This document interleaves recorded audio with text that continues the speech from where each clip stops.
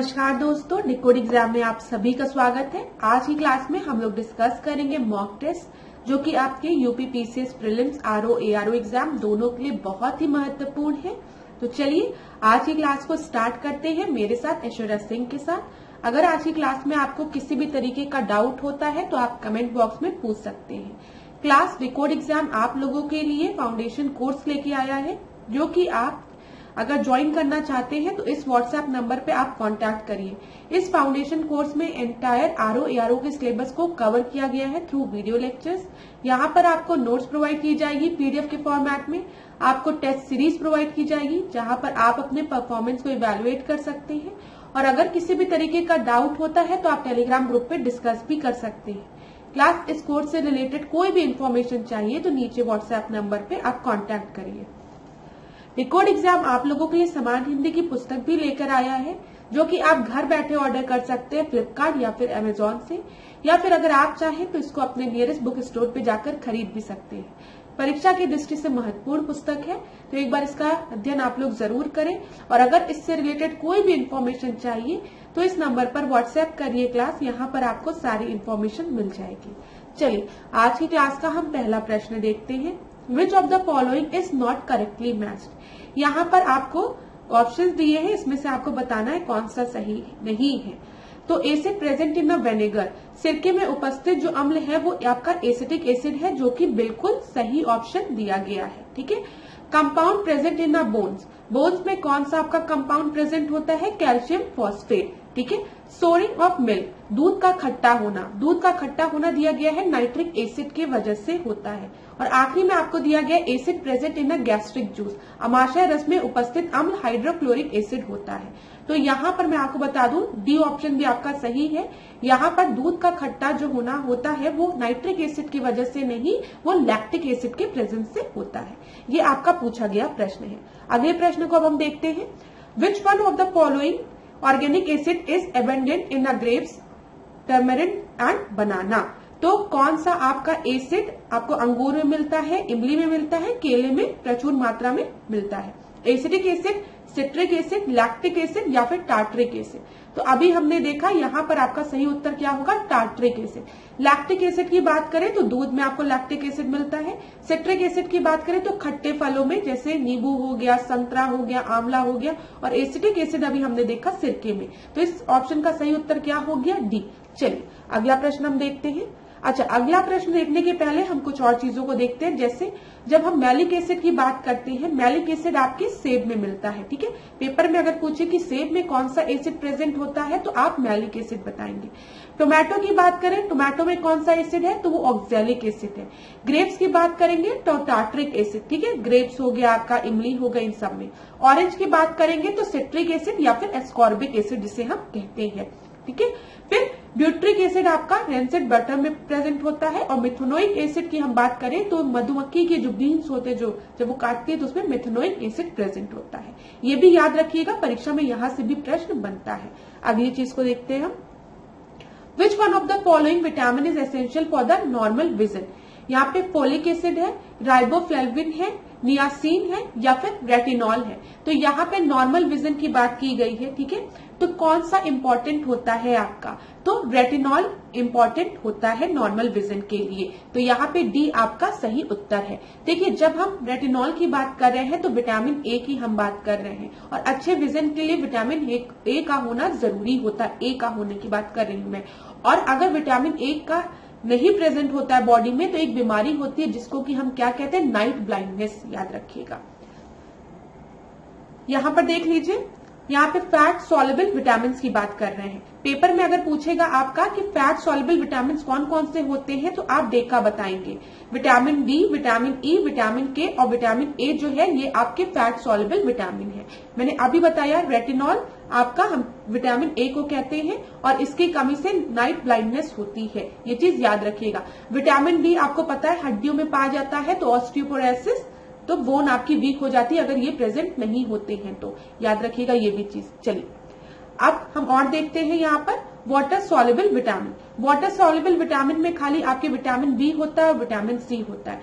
मैंने पहले के टेस्ट में भी आपको बताया है कि एक बार परीक्षा में पूछा गया था कि यूरिन में कौन सा विटामिन प्रेजेंट होता है, तो बच्चे बड़े कंफ्यूज हो गए कि अरे यूरिन के बारे में तो हमने कहीं पढ़ा ही नहीं है। लेकिन यहाँ पर दिमाग आपको ये लगाना था कि हमने ये पढ़ा है कि फैट सॉल्युबल विटामिन कौन से होते हैं, वाटर सॉल्युबल विटामिन कौन से होते हैं। तो जो वाटर सॉल्युबल विटामिन होगा वही यूरिन में प्रेजेंट होगा। तो बी और सी ऑप्शन में से एक आपका सही था। अब परीक्षा में आपका ये भी पूछता है कि विटामिन B1 को हम क्या कहते हैं, थायमाइन कहते हैं। इसके एब्सेंस में कौन सी बीमारी होती है, बेरी कई बार परीक्षा में पूछा गया है, ये बहुत इंपॉर्टेंट है। विटामिन B2 की बात करेंगे तो राइबोफ्लेविन, ये जरूर देख लीजिएगा, आपकी बुक में दिया है। तो विटामिन वाला जो ये चैप्टर है ये आपके एग्जाम के लिए बहुत इंपॉर्टेंट है, क्योंकि परीक्षा में यहां से रिपीटेड क्वेश्चन पूछते हैं। कभी आपसे नाम पूछ लिया जाता है, कभी आपसे पूछ लिया जाता है इसके एब्सेंस में कौन सी बीमारी होती है। तो दोनों तरीके से आपको याद रखना है। चलिए आगे बढ़ते हैं, इसको आप लोग पढ़िएगा। देखिए, riboflavin disease cause which of the following diseases. अब यहां पर अगर आप जाएंगे तो राइबोफ्लेविन हम किसको कहते हैं, विटामिन B2 को कहते हैं, ठीक है, याद रखिएगा। तो यहां पर विटामिन B2 की कमी से कौन सा रोग होता है, पेलाग्रा, ठीक है, स्कर्वी, बेरी या फिर आपके चेलोसिस। तो यहाँ पर आपका जो सही उत्तर है वो है चेलोसिस। ये इस तरीके की बीमारी होती है जब होंठ के किनारे यहाँ पे होंठ फटने लगता है। तो ये याद रखिएगा, ये राइबोफ्लेविन की कमी से होती है। अभी हमने बेरी देखा, बेरी किसकी कमी से होती है, विटामिन विटामिन B1 की कमी से। B1 की कमी से बेरी होती है, ठीक है। B2 की कमी से अभी हमने देखा। विटामिन B3 की बात करेंगे जिसको कि हम नाइसिन भी कहते हैं, इसकी कमी से पेलेग्रा होता है, ठीक है। और फोलिक एसिड आपका B9 होता है, ये भी याद रखिएगा। यहाँ पे एक दिया गया स्कर्वी डिजीज। स्कर्वी डिजीज किसकी कमी से होती है, विटामिन C की कमी से, ये भी याद रखिएगा। तो क्लास इस तरीके के प्रश्न परीक्षा में बनते हैं, तो इसके लिए भी आप लोग तैयार रहिएगा। चलिए यहाँ पर अगला प्रश्न हम देखते हैं, which one of the following is incorrectly matched. तो चलिए, थायमीन दिया गया है, थायमीन की कमी से बेरी, एस्कॉर्बिक एसिड की कमी से स्कर्वी एसिड जिसको कि हम विटामिन C भी बोलते हैं। विटामिन A की कमी से कलर ब्लाइंडनेस दिया है, विटामिन K की कमी से ब्लड क्लॉटिंग। तो अभी मैंने आपको बताया था विटामिन A जिसे हम रेटिनॉल भी कहते हैं, इसकी कमी से कलर ब्लाइंडनेस नहीं, नाइट ब्लाइंडनेस होती है। कलर ब्लाइंडनेस जो है ना, ये आपकी एक हेरिडिटरी डिजीज है, ठीक है, ये किसी चीज की कमी से नहीं होती है। तो याद रखिएगा, विटामिन A की कमी से नाइट ब्लाइंडनेस होती है, कलर ब्लाइंडनेस नहीं होती। ये भी परीक्षा में पूछा गया प्रश्न है। आप में से कई स्टूडेंट इसको लगा भी ले रहे होंगे क्योंकि ये प्रश्न इजी भी है, मैं इनको इजी प्रश्न मानती हूँ।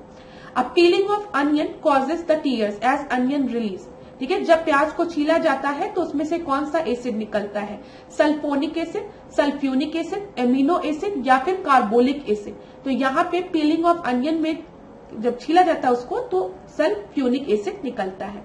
स्टूडेंट इन दोनों ऑप्शन में कंफ्यूज हुए थे, आप याद रखिएगा सल्फ्यूनिक एसिड निकलता है, ठीक है। आगे बढ़ते हैं। Acid rain is cause due to air pollution of. अब ये मैंने इन्वायरमेंट की क्लास में आप लोगों को बहुत अच्छे से पढ़ाया था कि जब भी हम एसिड की बात करेंगे तो हमें दो विलन्स का नाम याद रखना है, सॉक्स का और नॉक्स का, ठीक है। यही दो विलन आपके एसिड रेन के लिए रिस्पॉन्सिबल होते हैं। अब परीक्षा में आपको कार्बन डाइऑक्साइड दे दे, कार्बन मोनोऑक्साइड दे दे, मीथेन दे दे, बिल्कुल कंफ्यूज मत होइएगा। एसिड रेन बस दो विलेंस की वजह से होता है, nitrous oxide and sulphur dioxide की वजह से, ठीक है। तो डी आपका सही उत्तर है। एसिड रेन में क्या होता है, नाइट्रस ऑक्साइड और सल्फर डाइऑक्साइड जब वाटर वेपर के साथ कंबाइन करते हैं तो ये नाइट्रिक एसिड और सल्फ्यूरिक एसिड बनाते हैं, और जब बारिश के फॉर्म में ये नाइट्रिक एसिड सल्फ्यूरिक एसिड हमारे पृथ्वी पर गिरता है तो उसी को हम एसिड रेन कहते हैं। मतलब रेन जो है, रेन की जो ड्रॉपलेट है वो एसिडिक नेचर में हो जाए due to presence of nitrous oxide and sulphuric acid. चीजें क्लियर हो गई होगी। आगे बढ़ते हैं। Which one of the following solution of electrolyte is use in the car battery.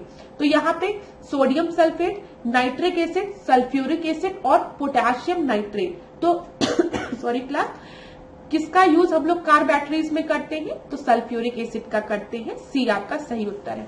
अब देखिए साइंस के कितने इजी प्रश्न आपके परीक्षा में बनते हैं। अभी भी ये प्रश्न रिपीट हो रहे हैं, इसीलिए मैं आपसे डिस्कस कर रही हूँ। आगे बढ़ते हैं। Which one of the following is not correctly matched. कौन सा आपका करेक्टली मैच्ड नहीं है। यहाँ पर देखते हैं, सिल्वर ब्रोमाइड दिया है आर्टिफिशियल फोटोसिंथेसिस के लिए, सिल्वर आयोडाइड आर्टिफिशियल रेन के लिए, लिथियम बाइकार्बोनेट गठिया के उपचार के लिए, और मिल्क ऑफ मैग्नीशिया एंटा एसिड के रूप में।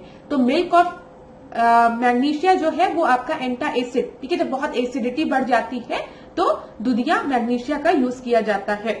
यहाँ पर देखें लिथियम बाइकार्बोनेट जो है वो गठिया के उपचार के लिए यूज होता है, ये भी एकदम सही है। सिल्वर आयोडाइड आर्टिफिशियल रेन के लिए यूज होता है, ये भी एकदम सही है। सिल्वर ब्रोमाइड जो है वो आर्टिफिशियल फोटोसिंथेसिस के लिए नहीं, ये आपका यूज होता है फोटोग्राफी में, ठीक है, फोटोग्राफी में। तो यहाँ पे आपका ए सही उत्तर हो गया। आगे बढ़ते हैं। Which one of the following is not correctly matched? Acid present in a vinegar. Vinegar में जो एसिड प्रेजेंट होता है वो एसिडिक एसिड होता है। सॉरी क्लास, अभी भी थोड़ा सा दिक्कत हो रही है तो लेकिन लेंगे क्लास, क्योंकि गैप हो जाता है तो आप लोगों को भी नुकसान होता है। Acid present in a vinegar, ठीक है, वो एसिडिक एसिड होता है। Compound present in a bone, calcium phosphate, ये भी हमने अभी डिस्कस किया है। यहाँ पे दूध का खट्टा होना नाइट्रिक एसिड की वजह से नहीं, किसकी वजह से होता है, लैक्टिक एसिड की वजह से। और सब आपका बिल्कुल सही है। Which of the following vitamin is mainly responsible for blood coagulation in human being? तो ठीक है, कौन सा विटामिन आपके रक्त के थक्का जमने के लिए जिम्मेदार होता है? जैसे कहीं कट गया तो थक्का जमना ना, थक्का जम जाता है, ब्लड बहना रुक जाता है, तो किस विटामिन की वजह से? के की वजह से, ई की वजह से, ए की वजह से कि सी की वजह से? तो यहाँ पर आंसर आपका क्या है, विटामिन के की वजह से, ठीक है, ए आपका सही उत्तर है। आगे बढ़ते हैं हम लोग। The resignation letter by a judge of the Supreme Court is addressed to. तो अगर जो सुप्रीम कोर्ट का जज है उसे अपना रेजिग्नेशन देना होगा तो वो किसको लेटर लिखेगा? प्रेसिडेंट को, चीफ जस्टिस ऑफ इंडिया को, प्राइम मिनिस्टर को, या फिर सीनियर मोस्ट जज ऑफ द सुप्रीम कोर्ट को? तो याद रखिएगा, अगर सुप्रीम कोर्ट के जज को अपना रेजिग्नेशन लेटर देना होगा तो वो प्रेसिडेंट को देगा, ठीक है, ए आपका सही उत्तर है। अगला प्रश्न हम देखते हैं। यहाँ पे एजर्शन रीजन बेस्ड प्रश्न है। एजर्शन क्या है? President is a part of parliament. Reason क्या है? A bill pass by the two houses of the parliament can not become a law without the assent of president. तो राष्ट्रपति संसद का भाग है, संसद के दोनों सदनों द्वारा पारित विधेयक राष्ट्रपति की सहमति के बिना कानून नहीं बन सकते हैं। तो आपको पता है यहाँ पर दोनों ही स्टेटमेंट आपके बिल्कुल सही है, ठीक है।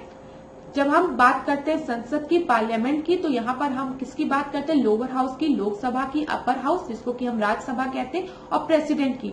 और जब तक प्रेसिडेंट अपनी सहमति किसी बिल को नहीं देता है तब तक वो बिल आपका एक्ट नहीं बन सकता है। ये भी बिल्कुल सही, लॉ नहीं बन सकता है। तो यहाँ पर दोनों ही स्टेटमेंट आपके बिल्कुल सही है, ठीक है। तो यहाँ पर याद रखिएगा। चलिए आगे बढ़ते हैं। Which one of the following did not serve as vice president before assuming the office of the president? तो एक सिंपल सा प्रश्न है, इसमें बोला गया है इनमें से किसने राष्ट्रपति का पद ग्रहण करने के पूर्व, मतलब पहले उपराष्ट्रपति का कार्य नहीं संभाला था?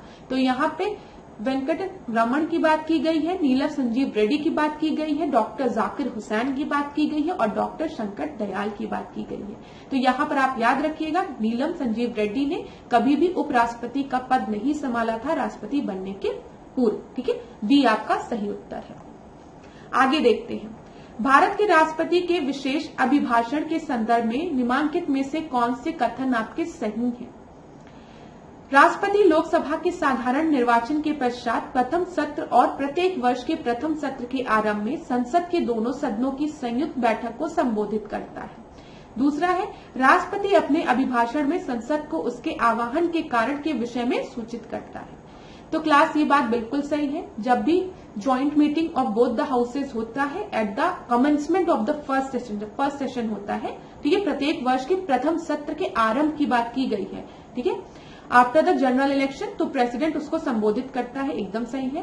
President in his address inform the parliament of the cause of his summon, ये भी एकदम सही है। यहाँ पर दोनों ही स्टेटमेंट आपके बिल्कुल सही है, तो सी आपका सही उत्तर हो जाएगा। आगे बढ़ते हैं। The primary duty of the finance commission of India is. अब देखिए, हमने फाइनेंस कमीशन की बात, वित्त आयोग की बात पहले भी की है और मैंने आपको बताया है वित्त आयोग किस अनुच्छेद में दिया गया है। 280 में हम वित्त आयोग की बात करते हैं। तो वित्त आयोग के प्राथमिक कर्तव्य की बात कही गई है, प्राइमरी ड्यूटी की बात की गई है। क्या प्राइमरी ड्यूटी है? To give the recommendation on the distribution of tax revenue between the union and the state. संघ और राज्यों के मध्य कर राजस्व के वितरण हेतु सिफारिश देना। दूसरा है संघीय वार्षिक बजट तैयार करना, तीसरा है राष्ट्रपति को वित्तीय मामलों पर परामर्श देना, या फिर आखिरी है संघ व राज्य सरकारों के विभिन्न मंत्रालय विभागों के लिए निधियों का विनिधान करना। तो यहाँ पर जब भी हम फाइनेंस कमीशन की बात करते हैं तो हमेशा दिमाग में बना के रखिएगा, फाइनेंस कमीशन का जो मेन रोल है ना, वो रेवेन्यू को डिस्ट्रीब्यूट करना है between the centre and the state. संघ और राज्यों के मध्य कर के राजस्व का वितरण करना, ये फाइनेंस कमीशन का मेन ड्यूटी है। तो यहाँ पर ए आपका सही उत्तर है। मैं फिर आपको एक एडवाइस दूंगी, फाइनेंस कमीशन, इलेक्शन कमीशन, ये सब चीजें पढ़ लीजिएगा। प्रीलिम्स के लिए तो पढ़िएगा ही, मेंस के लिए भी पढ़ लीजिएगा, ठीक है, क्योंकि परीक्षा में हो सकता है पूछ ले आपसे कि आप इलेबोरेट करिए कि फाइनेंस कमीशन की क्या ड्यूटी है या इलेक्शन कमीशन की क्या ड्यूटी है। तो ए आपका सही उत्तर। आगे बढ़ते हैं। एजर्शन रीजन बेस्ड प्रश्न है। यहाँ पर आपको दोनों स्टेटमेंट दिया गया है। एजर्शन क्या है? The president of India determine the qualification of chairman and the member of the finance commission.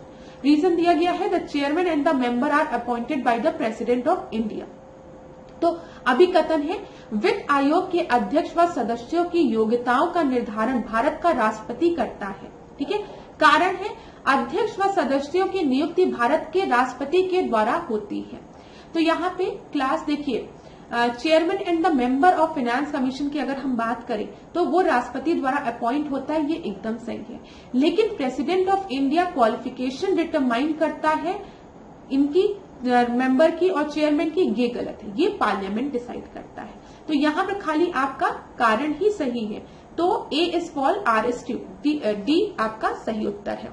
यहाँ पे याद रखिएगा। यहाँ पर हम कुछ और चीजों को देखते हैं, जिससे वो प्रश्न अच्छा था इसलिए ध्यान से देखिएगा उसको। भारत के उच्चतम न्यायालय में न्यायाधीशों की संख्या में वृद्धि कौन करता है? अब देखिए, सुप्रीम कोर्ट की जब भी हम बात करें, सर्वोच्च न्यायालय से रिलेटेड एक दो पॉइंट्स जिसमें बच्चे कंफ्यूज होते हैं। अगर परीक्षा में अभी जैसे हमने देखा, पूछा था प्रश्न कि सर्वोच्च न्यायालय का न्यायाधीश अगर अपना पद त्यागना चाहता है तो वो पत्र किसको लिखता है? तो आपके दिमाग में रहेगा राष्ट्रपति को लिखता है, ठीक है। राष्ट्रपति अपॉइंट करता है सीजीआई को, चीफ जस्टिस ऑफ इंडिया जो है उसको राष्ट्रपति अपॉइंट करता है, और जो अदर जजेस होते हैं वो राष्ट्रपति अपॉइंट करता है on the advice of CGI. ये भी आपको पता होना चाहिए। अब यहाँ पर अगर आपसे प्रश्न पूछ लिया कि भारत के उच्चतम न्यायालय में जो न्यायाधीशों की संख्या है उसमें अगर वृद्धि करनी हो तो कौन करेगा? राष्ट्रपति करेगा कि संसद करेगा? तो कंफ्यूज मत होइएगा, अगर न्यायाधीशों की संख्या में वृद्धि करनी है तो संसद द्वारा होगी, ठीक है, ये चीज याद रखिएगा। सर्वोच्च न्यायालय के न्यायाधीश डैश के बाद भारत के राष्ट्रपति द्वारा हटाए जा सकते हैं। तो ये संसद में महाभियोग प्रस्ताव पारित होने के बाद ही राष्ट्रपति द्वारा हटाए जा सकते हैं। उनको रिमूव करने के लिए एक बिल लाना पड़ता है। सर्वोच्च न्यायालय में सेवानिवृत्त की आयु कितनी है? सुप्रीम कोर्ट की बात की गई है 65 है, ठीक है। और उच्चतम न्यायालय के न्यायाधीशों का वेतन कौन निर्धारण करता है? ये संसद निर्धारण करता है। तो वेतन संसद निर्धारण करता है, ठीक है। इनकी संख्या को बढ़ाना है तो कौन बढ़ाएगा? संसद बढ़ाएगा, ठीक है। लेकिन इनको अगर अपना त्यागपत्र देना है तो ये राष्ट्रपति को देंगे, क्योंकि राष्ट्रपति इनको अपॉइंट करते हैं। कंफ्यूज मत होइएगा। चलिए और देखते हैं, बौद्ध धर्म की उत्पत्ति के कारण क्या क्या है? तो देखिए, सबसे वैदिक कर्म कांडों का कष्टकरण तथा खर्चीला स्वरूप, दूसरा है यज्ञों में शक्ति, समय और धन का अपव्यय, और तीसरा है धर्म में अंधविश्वासों और रूढ़ियों का वर्चस्व।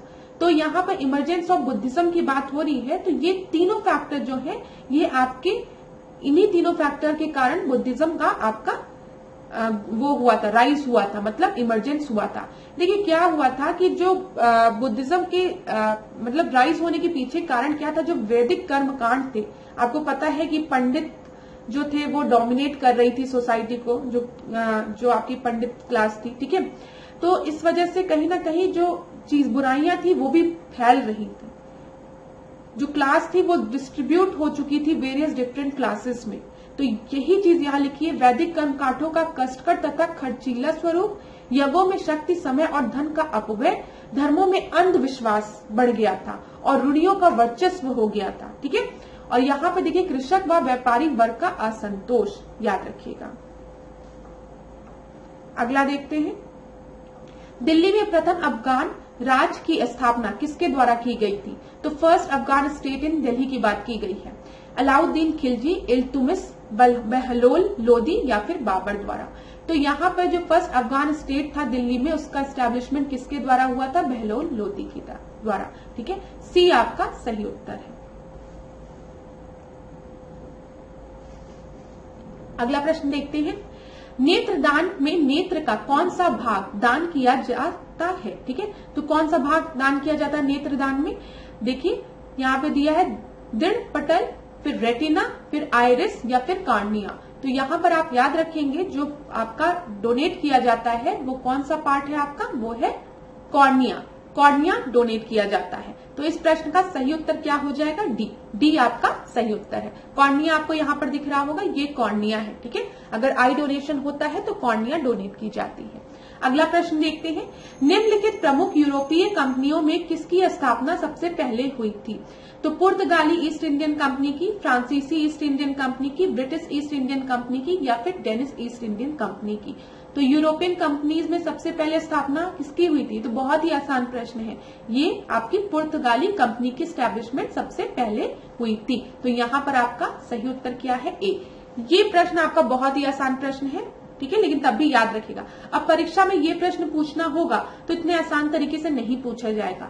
इसमें आपसे पूछ लिया जाएगा कि क्रोनोलॉजिकल ऑर्डर में अरेंज करिए कौन सी कंपनी पहले आई थी, कौन सी कंपनी बाद में आई थी। तो आप याद रखिएगा कि ईस्ट इंडियन कंपनी की अगर हम बात करेंगे तो ये आपके पुर्तगाली की बाद में आई थी। सबसे पहले पुर्तगाली में आपका पेपर में पूछा गया था कि वास्को डिगामा, ठीक है, कब आया था? 1498 में आया था, जेमोरिन के समय में आया था। ये सब पूछे गया प्रश्न है, आप लोग को याद भी होगा घटना चक्र अगर आपने पढ़ा होगा तो। ईस्ट इंडियन कंपनी 1600 में, डच 1602 में, ठीक है, डेनिश 1616 में, ठीक है, फ्रांसीसी 1664 में और स्वीडिश ईस्ट इंडियन कंपनी 1731 में। तो ये चीज आप याद रखिएगा। आगे बढ़ते हैं। गदर पार्टी के संदर्भ में निम्नलिखित कथनों पर विचार कीजिए। कनाडा में 1913 में गदर पार्टी की स्थापना की गई थी। लाला हरदयाल इस पार्टी के प्रमुख कार्यकर्ता थे। गदर पार्टी की स्थापना जो है वो 1913 में हुई थी, एकदम सही है ना। लेकिन इस गदर पार्टी की स्थापना कनाडा में नहीं हुई थी, यूएसए में हुई थी। ठीक है, ये चीज याद रखिएगा। और लाला हरदयाल इस पार्टी के प्रमुख कार्यकर्ता थे, ये सही है आपका। तो इनमें से कौन सा सही है? तो केवल 2 होगा। याद रखिएगा, क्यों केवल 2 होगा? क्योंकि 1913 में गदर पार्टी की स्थापना हुई थी, लेकिन यूएसए में हुई थी, संयुक्त राज्य अमेरिका में हुई थी और लाला हरदयाल इसके प्रमुख कार्यकर्ता थे। गदर पार्टी द्वारा एक आपकी पत्रिका प्रकाशित की गई थी जिसका की नाम क्या था? गदर था। ठीक है, याद रखिएगा। चलिए अगला देखते हैं। अनुसूचित जातियों एवं जनजातियों के लिए लोक सेवा पदोन्नति में आरक्षण का उपबंध किस अनुच्छेद में किया गया है? तो 16 में, 330 में, 332 में, 335 में, 335 में। ठीक है, तो यहाँ पर आपका क्या होगा बताइए?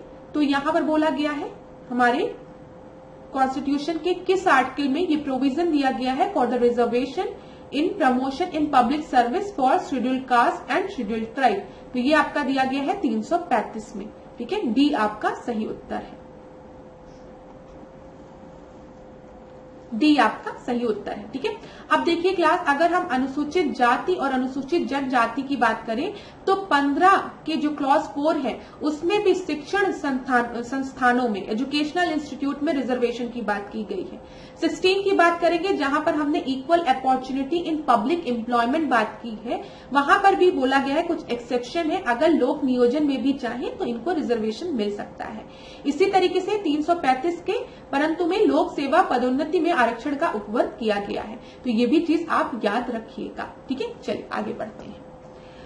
भारतीय संविधान में न्यायपालिका की न्यायिक पुनर्लोकन की शक्ति का सिद्धांत किस देश से लिया गया है?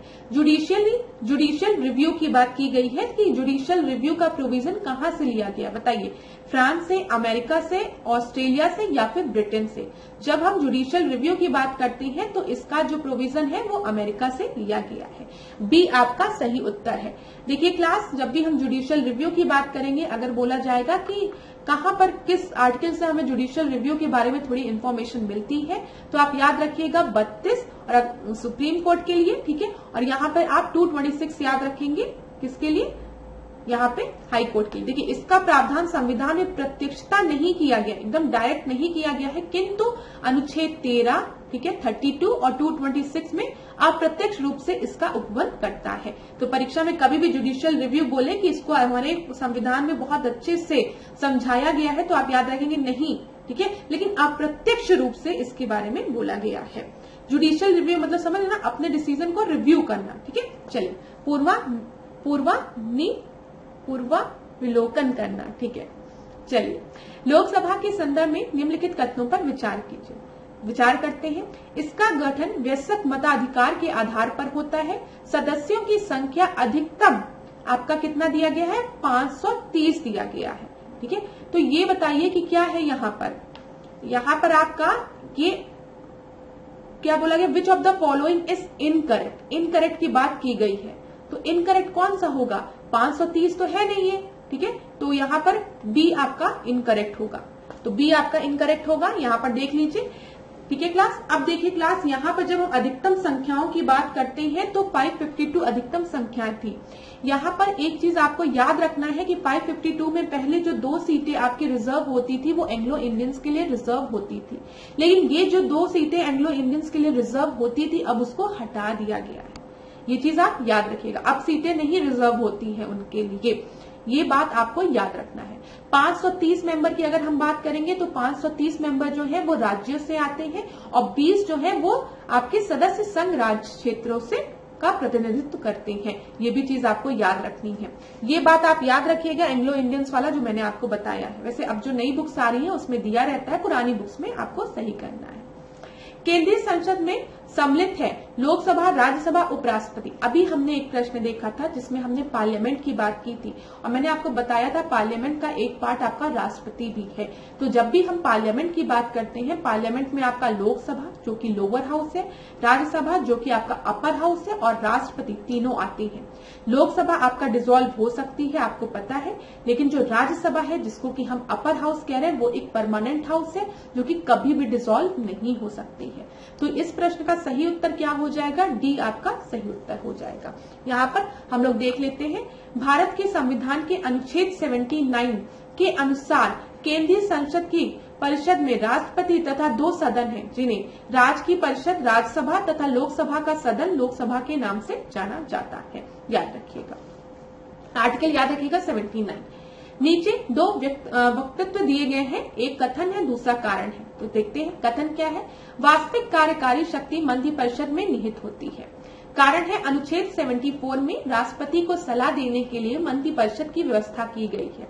आसान प्रश्न है आज के, तो आप लोगों को भी लग रहा होगा कि मैम आज के प्रश्न तो बहुत आसान है, पास्ट ईयर्स के जो क्वेश्चन थे वो भी बहुत आसान है, ये भी बहुत आसान है। तो अगर आसान लग रहा है तो बहुत अच्छी बात है, ठीक है, मतलब आपकी तैयारी अच्छी चल रही है। चिंता मत करो, आने वाले टेस्ट में और डिफिकल्ट क्वेश्चन लेके आऊंगी तब देखती हूँ। तो यहाँ पर देखिए, जो रियल एग्जीक्यूटिव पावर होती है वो काउंसिल ऑफ मिनिस्टर्स के हाथ में होती है, जो कि एकदम सही स्टेटमेंट है आपका, ठीक है। 74 में बोला गया है कि जो राष्ट्रपति है, ठीक है, जो प्रेसिडेंट है वो किसके एड एंड एडवाइस पे वर्क करेगा, काउंसिल ऑफ मिनिस्टर के एड एंड एडवाइस पर वर्क करेगा। तो काउंसिल ऑफ मिनिस्टर अगर प्रेसिडेंट को कोई भी एडवाइस दे रहे हैं तो उसे मानना पड़ेगा। हो सकता है एक बार वो उनको रिकंसिडर करने को बोले, लेकिन अगर दूसरी बार उन्होंने फिर वही एडवाइस दी तो प्रेसिडेंट बाइंड होता है, प्रेसिडेंट को उन एडवाइसेस को मानना पड़ेगा। इसीलिए बोला जाता है कि जो रियल एग्जीक्यूटिव पावर है वो काउंसिल ऑफ मिनिस्टर्स के हाथ में होती है। इसीलिए कई बार बोला जाता है कि जो आपका प्रेसिडेंट है वो खाली रबड़ स्टैंप है, ठीक है, ये भी याद रखिएगा। तो यहाँ पर आपका ए सही उत्तर हो जाएगा, ठीक है, ए। आगे बढ़ते हैं हम लोग। केंद्रीय सतर्कता आयोग की बात की गई है। सेंट्रल विजिलेंस कमीशन के संदर्भ में निम्नलिखित कथनों पर विचार कीजिए। यह एक संवैधानिक निकाय है, यह गृह मंत्रालय के अंतर्गत आता है, और तीसरा है इसकी स्थापना की संथानम समिति की सिफारिश पर की गई है। तो सीवीसी आपका एक कॉन्स्टिट्यूशनल बॉडी है, बताओ कहीं हमने सीवीसी की बात की है अपने संविधान में, नहीं की है ना। कहीं हमने सीबीआई की बात की है, नहीं की है। तो ये संवैधानिक कॉन्स्टिट्यूशनल बॉडी नहीं है, याद रखिएगा। या गृह मंत्रालय के अंतर्गत आता है, नहीं, ये किसी भी मंत्रालय के अंतर्गत नहीं आता है। इसकी स्थापना के संथानम समिति की सिफारिश में की गई थी, ये एकदम सही है। तो यहाँ पर कौन सा सही है, सी आपका सही उत्तर है। ठीक है, देख लेते हैं इसको हम लोग। सी देख लीजिए, यहाँ पर देखिए सीवीसी की जब हम बात कर रहे हैं तो सीवीसी 1964 में, ईयर याद रखिएगा क्लास, हो सकता है परीक्षा में पूछ ले। 1964 में के संथानम की अध्यक्षता वाली भ्रष्टाचार निरोधक समिति committee on prevention of corruption की सिफारिश पर इसको स्थापित किया गया था। ठीक है, संसद द्वारा अधिनियमित केंद्रीय सतर्कता आयोग अधिनियम 2003 द्वारा इसे सांविधिक दर्जा प्रदान किया गया था। ठीक है, यहाँ पे सांविधिक दर्जा ही लिखा ना, हाँ यहाँ पे संवैधानिक लिखा है, कॉन्स्टिट्यूशनल। सांविधिक दर्जा मतलब स्टैट्यूटरी, ठीक है, ये चीज याद रखिएगा, वो सही है जो बताया गया है, वहां पे संवैधानिक लिखा है, कंफ्यूज मत होइएगा। अच्छा, हिंदी में कंफ्यूज मत हो जाएगी क्योंकि स्टूडेंट्स कंफ्यूज हो जाते हैं। पेपर में ये प्रश्न जब पूछा था तो स्टूडेंट कह रहे थे अरे मैम, तो उसमें फिर उन लोगों को क्लियर किया गया था ये चीज। सीबीसी किसी भी मंत्रालय विभाग के अधीन नहीं है या एक स्वतंत्र निकाय है, जो कि मैंने आपको बता दिया। चलिए आगे बढ़ते हैं। निम्नलिखित कथनों पर विचार कीजिए। संविधान सभा के गठन का विचार सर्वप्रथम जवाहरलाल नेहरू ने रखा था। दूसरा आपको दिया गया, मूल रूप से भारतीय संविधान में कुल 395 अनुच्छेद थे। तो देखिए, संविधान सभा के गठन का विचार जवाहरलाल नेहरू द्वारा नहीं रखा गया था, एमएन रॉय द्वारा रखा गया था 1934 में। ठीक है, और मूल रूप से भारतीय संविधान में कुल 395 अनुच्छेद हैं, ये आपका सही है। तो इसमें कौन सा सही पूछा गया है, तो केवल 2 आपका सही है। ठीक है, यहाँ पे देख लीजिए, संविधान सभा के गठन का सर्वप्रथम विचार 1934 में एमएन रॉय द्वारा किया गया था। मूल रूप से भारतीय संविधान में 395 अनुच्छेद थे, जिसमें 8 अनुसूचियां थी। ठीक है, बाद में आपको पता है 12 अनुसूचियां हुई, जिसमें कि 11, 12 आपका 73rd, 74th, ठीक है, और इधर 10 आपका 52nd कॉन्स्टिट्यूशनल अमेंडमेंट से जोड़ा गया। ये सब चीजें आपके मन में मतलब याद होनी चाहिए। चलिए, किस बात में सर्वोच्च न्यायालय ने संघवाद को भारतीय संविधान की मूल संरचना का एक हिस्सा माना है? किसमें बोला गया है जो फेडरलिज्म है वो इंटीग्रल पार्ट है इंडियन कॉन्स्टिट्यूशन का, फेडरलिज्म की बात की गई। शंकरी प्रसादवाद में, गोलकनाथवाद में, केशवानंद भारतीवाद में, या फिर एसआर मुम्बईवाद में? तो यहाँ पर federalism is an integral part of Indian constitution, ये बोला गया एसआर मुम्बई केस में, बाद में। ठीक है, तो डी आपका सही उत्तर है 1994 में। ठीक है, चलिए अब बेसिक स्ट्रक्चर, डॉक्ट्राइन और बेसिक स्ट्रक्चर की बात करेंगे, मूल ढांचे की बात करेंगे, तो केशवानंद भारती केस भी याद रखिएगा। निम्नलिखित में पंचायती राज से संबंधित समिति कौन सी नहीं है? ठीक है, गाडगिल समिति, सादिक अली समिति, एलएम सिंघवी कमेटी। अब देखिए क्लास, हमने जब डिस्कस किया था तो मैंने आपको B R Mehta committee, Ashok Mehta committee, L M Singhvi committee सबके बारे में बताया था। यहाँ पे गाडगिल समिति और सादिक अली समिति जो है वो भी आपके पंचायती राज इंस्टीट्यूशन से रिलेटेड है। तो अगर इसमें प्रश्न पूछा है कौन सा संबंधित नहीं है, तो ठीक है, तो इसमें आप क्या बताएंगे? उपयुक्त में से कोई नहीं। ठीक है, क्योंकि सारे आपके संबंधित हैं। डी आपका सही उत्तर हो जाएगा। पंचायती राज से अगर संबंधित हम समितियों को देखें तो यहाँ पर आप देख लीजिए, सादिक अली समिति जो है वो 1964 में आई है, अशोक मेहता समिति 1977 में, जीवीके राव समिति 1985 में, एलएम सिंघवी 1986 में, ठीक है, थंगुन समिति जो है वो 1988 में, और गाडगिल समिति 1988 में। ये याद रखिएगा। अच्छा, अगर हम डीपीएसपी की बात करें, ठीक है, राज्य के नीति निर्देशक तत्व में, तो आपको पता है 40वें में हमने बात की है विलेज पंचायत को ऑर्गेनाइज करने की। ये सब चीजें दिमाग में रखिएगा। चलिए अगला देखते हैं। निम्नलिखित कथनों पर विचार कीजिए। भारत में मध्यकाल में सर्वप्रथम पुर्तगाली व्यापारी आए थे और सबसे अंत में डेनिश व्यापारी आए थे। तो अभी थोड़ी देर पहले हमने देखा कि पुर्तगालियों ने अपनी कंपनी सबसे पहले लगाई, पुर्तगाली सबसे पहले आए थे। 1498 में वास्को डिगामा आए, ठीक है, जेमोरिन था उस समय, ये सब चीजें। तो यहाँ पर पहला तो आपका सही है लेकिन दूसरा गलत है, तो ए आपका सही होगा, बी नहीं सही होगा। भारत में सर्वप्रथम आपके पुर्तगाली आए, उसके बाद डच आए, फिर अंग्रेज आए, फिर डेनिश आए तथा फ्रांसीसियों का आगमन बाद में हुआ था। ये चीज याद रखिएगा। ऐसे प्रश्न परीक्षा में पूछे जाते हैं, इसलिए हम डिस्कस कर रहे हैं। अगला प्रश्न देखते हैं। शिमला सम्मेलन का संदर्भ निम्नलिखित कथनों पर विचार कीजिए। कथनों पर, इसका आयोजन वेवल प्रस्ताव पर विचार विमर्श हेतु किया गया था। इसमें कांग्रेस के प्रतिनिधि के रूप में गांधी जी ने भाग लिया था। जब हम शिमला कॉन्फ्रेंस की बात करते हैं तो शिमला कॉन्फ्रेंस जो था वो वेवल प्लान को डिस्कस करने के लिए किया गया था, जो कि आपका सही है। इसमें कांग्रेस के प्रतिनिधि के रूप में गांधी जी ने भाग लिया था? नहीं, गांधी जी ने नहीं भाग लिया था, अब्दुल कलाम आजाद ने भाग लिया था। तो ये आपका गलत है, ठीक है। सेकंड आपका गलत है, पहला आपका सही है। तो केवल ए आपका सही उत्तर होगा। देख लेते हैं हम, ए आपका सही उत्तर है। देख लीजिए, बेबल प्रस्ताव पर विचार विमर्श हेतु शिमला में 26 जून 1945 को शिमला सम्मेलन का आयोजन किया गया। इसमें 21 भारतीय राजनीतिक नेताओं ने आपका हिस्सा लिया था और शिमला सम्मेलन में कांग्रेस का प्रतिनिधित्व किसने किया था? अब्दुल कलाम आजाद ने किया था। और मुस्लिम लीग को किसने रिप्रेजेंट किया था? मोहम्मद अली जिन्नाह ने। चलिए आगे बढ़ते हैं। निम्नलिखित में गरम दल के नेता नहीं थे। तो आपको पता है गरम दल और नरम दल, दो दल थी, ठीक है। और भारत के कांग्रेस, जो कांग्रेस था उसमें नरम दल और गरम दल में आपका विभाजन कब हुआ था? 1907 में सूरत स्प्लिट में, ठीक है। और नरम दल में आपके कौन कौन से थे बताइए? यहाँ पे बोला गया कौन सा गरम दल में नहीं है? बिपिन चंद्र पाल, बाल गंगाधर तिलक और अरविंद घोष, ये तीनों आपके जो थे वो गरम दल के लीडर थे। नरम दल में आपके दादा भाई नरोजी थे। हमने दादा भाई नरोजी से रिलेटेड चीजें भी डिस्कस की है। देखिए लाल बाल पाल बोलते हैं ना, ये आपके गरम दल के नेता थे, लाल बाल पाल, तो वो याद रखेगा। अरविंद घोष भी गरम दल के थे। दादा भाई नरोजी आपके नरम दल के थे, ठीक है। गोपाल कृष्ण गोखले नरम दल के थे। और दादा भाई नरोजी की बात करते हैं तो poverty and un British rule in India याद रखिएगा। ग्रैंड ओल्ड मैन इनको कहते हैं। इंडियन नेशनल कांग्रेस के किन किन सेशंस का इन्होंने अध्यक्षता की थी याद रखिएगा। पेपर में मेंस में भी अब पूछ लेता है कि दादा भाई नरोजी के बारे में लिखिए। सर सैयद अहमद खान के बारे में बोला गया था आपको लिखने को, तो थोड़ा सा आपको इनके बारे में जानकारी होगी तभी आप पेपर में लिख पाएंगे। चलिए आगे बढ़ते हैं। डी आपका सही उत्तर है। प्रथम गोलमेज सम्मेलन के संदर्भ में निम्नलिखित कथनों पर विचार कीजिए। यह ऐसी पहली वार्ता थी जिसमें ब्रिटिश शासकों द्वारा भारतीयों को बराबर का दर्जा दिया गया था। इस सम्मेलन में कांग्रेस के प्रतिनिधि के रूप में गांधी जी ने भाग लिया था।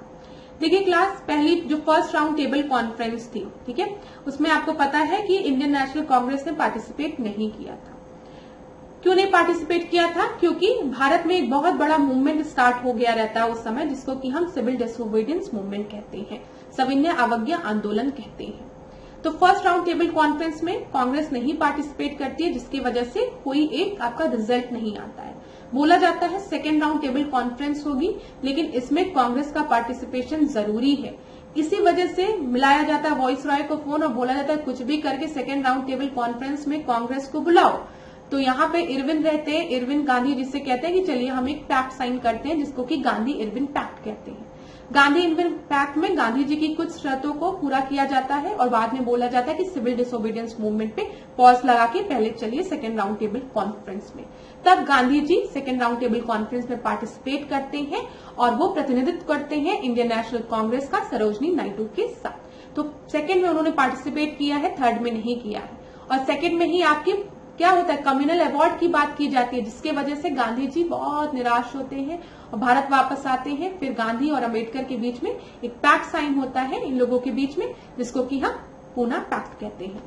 यहाँ पर आपका क्या है, पहला सही है, दूसरा नहीं सही है। तो ए आपका, और यहाँ पे बोला गया कौन सा सही नहीं है, तो केवल दो, ठीक है।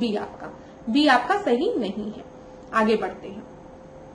निम्नलिखित कथनों पर विचार कीजिए। बोरॉन पौधों में रोग प्रतिरोधक क्षमता विकसित करने में सहायक है। दूसरा है अत्यधिक नाइट्रोजन युक्त उर्वरक के प्रयोग से मिट्टी की क्षारीयता बढ़ जाती है। देखिए जो बोरॉन है वो रोग प्रतिरोधक क्षमता विकसित करने में सहायक है, ये एकदम सही है, ठीक है। अत्यधिक नाइट्रोजन युक्त उर्वरक यूज करने से जो मिट्टी की क्षारीयता नहीं, ठीक है, ये एल्कलिनिटी की बात की गई है, ये नहीं, एसिडिक फैक्टर अम्लीयता बढ़ जाती है। तो दूसरा आपका गलत है। तो कौन सा सही है, केवल एक सही है, ये याद रखिएगा। अम्लीयता बढ़ जाती है, ठीक है, एसिडिक जो नेचर उसका है वो बढ़ जाता है, क्षारीयता नहीं। तो ए आपका सही उत्तर है। यहां पर देखते हैं, हिंदी उत्तर प्रदेश की राजकीय भाषा किस वर्ष में बनी, बताइए। In which year Hindi declared as the official language of Uttar Pradesh? 1935, 1937, 1947 की 1950? तो इस प्रश्न का सही उत्तर जो है वो है 1947। सी आपका सही उत्तर है। आगे बढ़ते हैं। प्रारूप समिति के संदर्भ में निम्नलिखित कथनों पर विचार कीजिए। इसके अध्यक्ष BN राव थे। इस समिति की के सदस्यों की संख्या 7 थी। तो प्रारूप समिति के जो आपके ड्राफ्टिंग कमेटी के जो आपके अध्यक्ष थे वो BN राव नहीं थे, ठीक है। यहाँ पर आपके BR अम्बेडकर जो थे वो आपके प्रारूप समिति के अध्यक्ष थे। इसमें 7 मेंबर थे, ये आपका सही है। ये सब चीजें हमने डिस्कस भी की है, इसलिए मैं आपसे कह रही हूँ कि पहले के टेस्ट भी आप लोग जरूर देखिए ताकि आपकी चीजें क्लियर हो। तो बी आपका सही उत्तर है, ठीक है। अच्छा, अगर हम BN राव की बात करेंगे तो इनको हम लोग कॉन्स्टिट्यूशनल एडवाइजर की तरह देखते हैं ना, ये भी प्रश्न पूछा, संवैधानिक सलाहकार इनको नियुक्त किया गया था। लेकिन जब हम बात करते हैं प्रारूप समिति की तो यहाँ पर आपके कौन थे अध्यक्ष? डॉक्टर भीमराव अम्बेडकर जी। चलिए आगे बढ़ते हैं। निम्नलिखित कथनों पर विचार कीजिए। उष्णकटिबंधीय पतझड़ वनों को मानसून वन भी कहा जाता है। ये कम घने होते हैं और वर्ष के एक निश्चित समय में अपनी पत्तियां गिरा देते हैं। देखिए, एवरग्रीन फॉरेस्ट जो है, ठीक है, जो एवरग्रीन सदाबहार वन है वो अपनी पत्ती कभी भी नहीं गिराते हैं। जो डेसिडुअस फॉरेस्ट है, उष्णकटिबंधीय पतझड़, पतझड़ मतलब क्या, एक समय पे ये अपने पत्तों को झाड़ देते हैं, ठीक है। फिर उसके बाद जब बारिश होती है तो फिर ये फिर हरे भरे हो जाते हैं। तो एकदम सही है, दोनों ही स्टेटमेंट एकदम सही है और उत्तर क्या हो जाएगा? सी हो जाएगा। इनको हम मॉनसून फॉरेस्ट कहते हैं and they are less dense and they set their leave at a specific time each year. तो सी आपका सही उत्तर है। आगे बढ़ते हैं। 2001 से 11 के दौरान उत्तर प्रदेश की औसत दशकीय वृद्धि दर क्या रही थी? 17.69, 18.22, 20.22 या 22.46? यहाँ पे जो सही उत्तर है वो है सी, 20.22, ठीक है, 20.22। यहाँ पे देख लीजिए 2001 से 11 के दौरान औसत दशकीय वृद्धि जो थी, जो डिकेडल ग्रोथ थी वो 20.22 थी। और सर्वाधिक डिकेडल ग्रोथ अगर हम देखेंगे तो वो गौतम बुद्ध नगर में, उसके बाद गाजियाबाद में, फिर श्रावस्ती में, और न्यूनतम अगर हम देखेंगे तो कानपुर नगर, हमीरपुर और बागपत में, ठीक है, याद रखिएगा। आगे बढ़ते हैं। भारत के संविधान का कौन सा भाग संघ और राज्य के अधीन सेवाओं से संबंधित है? तो यहाँ पे देखिए 11 है, 13 है, ठीक है, 14 है और 15 है। तो बताइए कौन सा है? यहाँ पे सही उत्तर आपका है 14, सी आपका सही उत्तर है। प्राकृतिक रबड़ के वल्कनीकरण में प्रयोग किया जाता है किसका? नाइट्रोजन का, लोहे का, जिंक का या फिर सल्फर का? तो इस प्रश्न का सही उत्तर है सल्फर, डी आपका सही उत्तर है। क्लास, इसके पहले हमने पार्ट से रिलेटेड प्रश्न बोला है। ये भी एक ऐसा प्रश्न है जो कि परीक्षा में रिपीट हो जाता है, तो एक बार जरूर देख लीजिएगा कि पार्ट 1 में किसकी बात की गई है, पार्ट 2 में सिटीजनशिप की बात की गई है, थर्ड में फंडामेंटल राइट्स की बात की गई है, फोर्थ की अगर हम देखेंगे तो DPSP की बात की गई है, फोर्थ ए में आपका किसकी बात की गई है बताइए? फंडामेंटल राइट्स की बात की, फंडामेंटल ड्यूटीज की बात की गई है। तो इसको आप जरूर देख लीजिएगा, परीक्षा में ये भी प्रश्न बनता है, इंपॉर्टेंट है। कुछ चीजें आपको ध्यान में रखनी है जो कि परीक्षा के लिए इंपॉर्टेंट है, ठीक है। अब यहाँ देखते हैं, राज्यीय परिषद, इंटर स्टेट काउंसिल की बात की गई है, उसके संदर्भ में कौन सा स्टेटमेंट आपका सही है? इसका गठन प्रधानमंत्री करता है या एक संवैधानिक निकाय है? देखिए, इंटर स्टेट काउंसिल की बात करेंगे तो इंटर स्टेट काउंसिल की बात आर्टिकल 263 में की गई है अनुच्छेद में, तो इसका मतलब ये एक संवैधानिक निकाय है जो कि सही है। लेकिन इसका गठन प्रधानमंत्री नहीं, इसका गठन आपका राष्ट्रपति करता है। तो कौन सा करेक्ट है बोला गया है? तो खाली 2 करेक्ट है, तो बी आपका सही उत्तर हो जाएगा। देख लेते हैं, बी आपका सही उत्तर है। आगे बढ़ते हैं। संसद की संयुक्त बैठक का प्रावधान संविधान के किस अनुच्छेद में वर्णित है? 107 में, 108 में, 109 में या फिर 110 में? बहुत ही आसान प्रश्न है, 108 में है। देखिए, जब भी ज्वाइंट सेशन होगा, ठीक है, ज्वाइंट सिटिंग होगी, संयुक्त बैठक होगी, तो उसकी अध्यक्षता कौन करेगा? जो स्पीकर है लोकसभा का वो करेगा। लेकिन संयुक्त बैठक को बुलाएगा कौन? ठीक है, वो राष्ट्रपति बुलाएगा। ये चीज याद रखिएगा, कंफ्यूज मत होइएगा। बी आपका सही उत्तर है। देखिए, संविधान के अनुच्छेद 108 के तहत राष्ट्रपति दोनों सदनों के बीच गतिरोध होने पर संयुक्त बैठक बुला सकता है, किंतु संविधान में संयुक्त बैठक का कोई प्रावधान नहीं है। ठीक है, ये चीज याद रखिएगा, बुलाने का प्रावधान है। और कौन अध्यक्षता करेगा? जो आपका स्पीकर होगा। सम्राट अशोक के आदेशों का सबसे पहले विकुटन किसने किया था? किसके द्वारा किया गया था? डेसिफर किसके द्वारा किया गया था? जॉर्ज बूहर द्वारा, जेम्स प्रिंसेप द्वारा, मैक्स मुलर द्वारा या फिर विलियम्स जोन्स द्वारा? तो ये आपका है जेम्स प्रिंसेप द्वारा। बी आपका सही उत्तर है। ठीक है, आगे देखते हैं। किस पुस्तक का अरबी अनुवाद कलीला या दिमना कहलाता है? महाभारत, पंचतंत्र, रामायण या फिर चरक संहिता। तो यहाँ पर आपका सही उत्तर है पंचतंत्र, बी आपका सही उत्तर है। पंचतंत्र का अरबी अनुवाद कलीला का दिमना कहलाता है। तो thank you so much class. आज के सेशन को यहीं पे एंड करेंगे। आज का टेस्ट आप लोगों का बहुत बढ़िया हुआ होगा, कमेंट बॉक्स में जरूर बताइएगा, क्योंकि प्रश्न बहुत डिफिकल्ट नहीं थे, ठीक है। और नेक्स्ट क्लास में मिलेंगे कुछ कठिन प्रश्नों के साथ, क्योंकि क्या करना है आपको और मजबूत बनाना है आपकी परीक्षा के लिए। तो आसान प्रश्न भी मिलेंगे, डिफिकल्ट प्रश्न भी मिलेंगे। आज के क्लास में हमने पास्ट ईयर के प्रश्नों को डिस्कस किया है और वो साइंस के प्रश्न आपके रिपीट होते हैं, तो उन सब चीजों को मत छोड़िएगा। बहुत आसान टॉपिक होता है, अगर गलत हो जाता है तो बहुत दुख होता है, ठीक है। तो वो सब टॉपिक्स बिल्कुल भी गलत करने का सोचिएगा भी नहीं तो आप रेस के बाहर हो जाएंगे।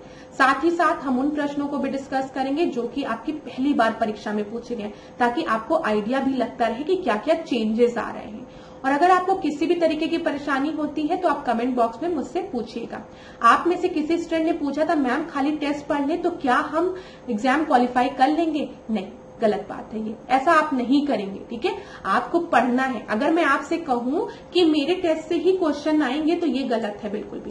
पेपर ना मैंने सेट किया है ना किसी और ने सेट किया है, हम प्रिडिक्शन करते हैं। हम पास्ट ईयर्स के क्वेश्चंस को देख के एक एनालाइज करते हैं चीजों को, और हम कहते हैं कि इस तरीके के प्रश्न परीक्षा में बन सकते हैं। तो आप पूरी तरीके से इन टेस्टों पर निर्भर रहें, ये गलत बात है। आपको स्टैंडर्ड क्वेश्चंस पढ़ने हैं, आपको पास्ट ईयर्स के क्वेश्चंस लगाने हैं, मॉक टेस्ट देना है, प्लस जो टॉपिक्स इंपॉर्टेंट है उसको अपनी बुक से भी पढ़ना है। जैसे अगर राष्ट्रपति आपकी परीक्षा के लिए इंपॉर्टेंट है, fundamental duties, fundamental rights, DPSP important है, तो आप क्वेश्चन भी लगाइए। साथ ही साथ एक बार जो भी बुक आप प्रेफर करते हैं उससे पढ़ लीजिए। तो पढ़ना भी जरूरी है, ये चीज याद रखिएगा। और अगर ऐसा हुआ कि आप खाली टेस्ट पढ़ के आपका क्वालिफाई हो गया तो बहुत अच्छी बात है, मुझे बता दीजिएगा, मुझे धन्यवाद कर दीजिएगा कि मैम बताइए बस आपका टेस्ट पढ़ के हो गया, ठीक है। तो मुझसे ज्यादा खुशी किसको मिलेगी। लेकिन मैं आपसे रिक्वेस्ट करूंगी खाली टेस्ट पे डिपेंड मत रहिए, आप अपने उससे भी पढ़िए। कोई टॉपिक बार बार रिपीट हो रहा है, बार बार वहां से प्रश्न पूछे जा रहे, तो एक बार अपनी स्टैंडर्ड बुक उठाइए और उस टॉपिक को एक बार गो थ्रू कर लीजिए, रिवाइज कर लीजिए, ताकि अगर पेपर में उस क्वेश्चन को डिफिकल्ट भी बनाया जाए तो आप आसानी से कर ले। एक बेसिक अंडरस्टैंडिंग हर टॉपिक की आपकी डेवलप होनी चाहिए परीक्षा से पहले।